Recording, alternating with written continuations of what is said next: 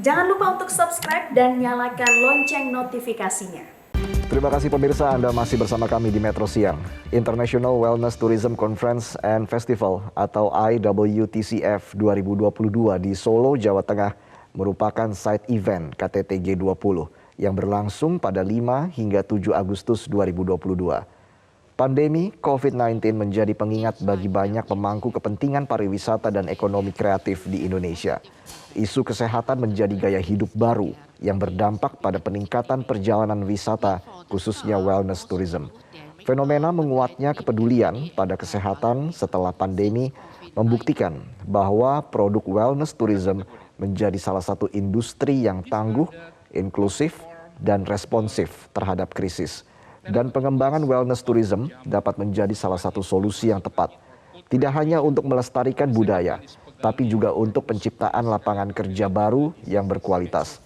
Diperlukan langkah strategis agar untuk mengoptimalkan wisata kebugaran yang ada di Indonesia. Meliputi dukungan regulasi dari kementerian lembaga, event IWTCF 2022 menandai harapan dan pengembangan wellness tourism menuju masa depan yang lebih tangguh dan berkelanjutan bagi semua pihak.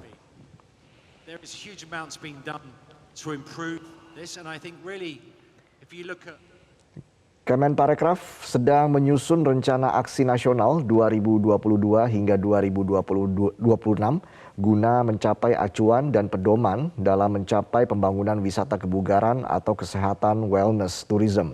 Seluruh pemangku kepentingan aktif berkolaborasi dan memastikan keberlanjutan pengembangan wisata kebugaran di Indonesia. Saat ini kita telah bersama dengan Deputi Bidang Produk Wisata dan Penyelenggaraan Kegiatan Kemenparekraf melalui sambungan Zoom, Rizky Handayani. Selamat siang, Ibu Rizky. Selamat siang Mas Reza, selamat siang semua pemirsa. Baik, salam sehat selalu Ibu Rizky. Apa sebenarnya konsep dari wellness tourism? Dan apa yang bisa dimanfaatkan oleh masyarakat terkait dengan konsep pariwisata ini? Baik, jadi sejak tahun 2019 ini kita benar-benar sedang ingin mendorong wisata kesehatan. Sehingga kemudian 3 kementerian pariwisata dan Kementerian Kesehatan di bawah Kementerian Kemenko Marves dan sebagai salah satu program prioritas nasional adalah mengembangkan wisata kesehatan. Di dalam wisata kesehatan itu ada 2, satu wisata berbasis medical dan satu lagi wisata wellness atau kebugaran. Jadi ada 2 ya. Pada dasarnya sebenarnya tujuan itu dalam rangka satu menjadikan Indonesia sebagai destinasi wisata ya tentunya kan karena terkait dengan pariwisata yang memang berbasis dengan wellness. Kita tahu wellness ini sangat terkait tadi sudah disampaikan Mas Reza juga dengan culture, kemudian sangat tertarik dengan potensi-potensi alam yang ada di Indonesia terkait dengan tanaman-tanaman herbal begitu.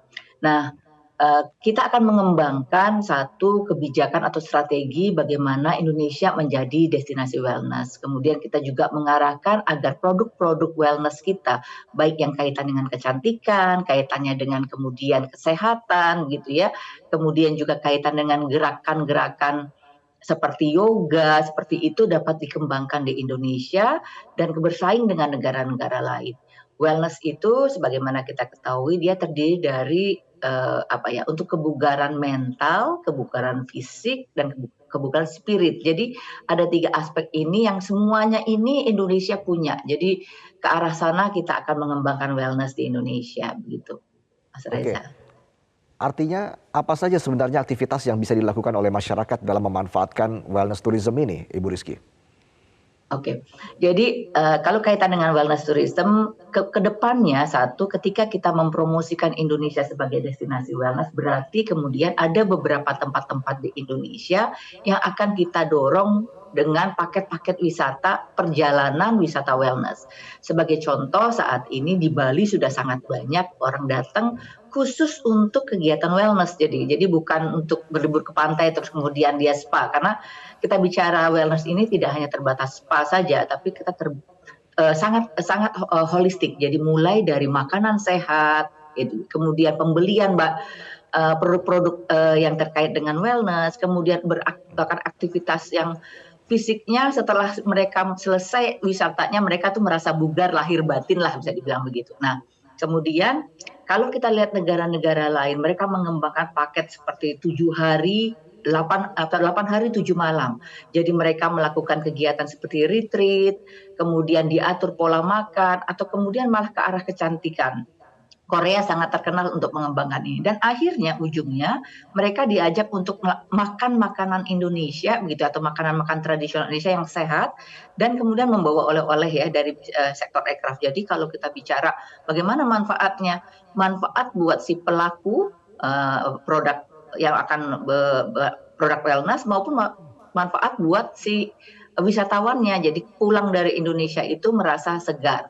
Jadi ada 3 destinasi ke depan yang akan kita kembangkan, kita dorong yaitu Yogyakarta, Solo, dan Bali.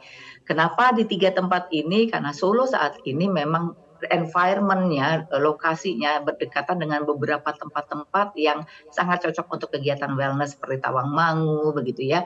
Nah, Solo sendiri sebagai kota budaya dan Jogja ini bisa menampilkan aktivitas yang kaitannya dengan spiritual gitu ya, dan juga kaitannya dengan mental health. Jadi bisa fisik aktivitinya, bisa kaitannya dengan spiritual atau kemudian kaitannya dengan mental. Jadi wellness begitu luasnya dan banyak sekali aspek-aspek nanti yang bisa turut mendukung atau mendapatkan manfaat dari kegiatan wellness ini, Mas.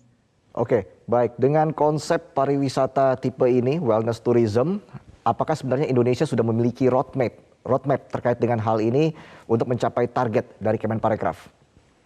Oke. Saat ini kami sedang menyusun rencana aksi nasional untuk pengembangan wellness tourism. Jadi bersama-sama dengan asosiasi, bersama dengan pemerintah daerah, Kementerian Kesehatan, BPOM, kemudian juga dari kebudayaan ya, Kementerian Pendidikan Kebudayaan, kita sedang menyusun arah yang kaitannya nanti mengenai bagaimana destinasinya, bagaimana paketnya, bagaimana pemasarannya, siapa yang destinasi origin mana yang akan kita pasarkan. Ini semua akan kita susun bersama-sama, insya Allah selesai dalam tahun ini untuk rencana aksi nasionalnya. Sehingga ini bisa dilaksanakan atau dijalankan oleh semua pihak untuk mendukung benar-benar Indonesia sebagai destinasi wellness.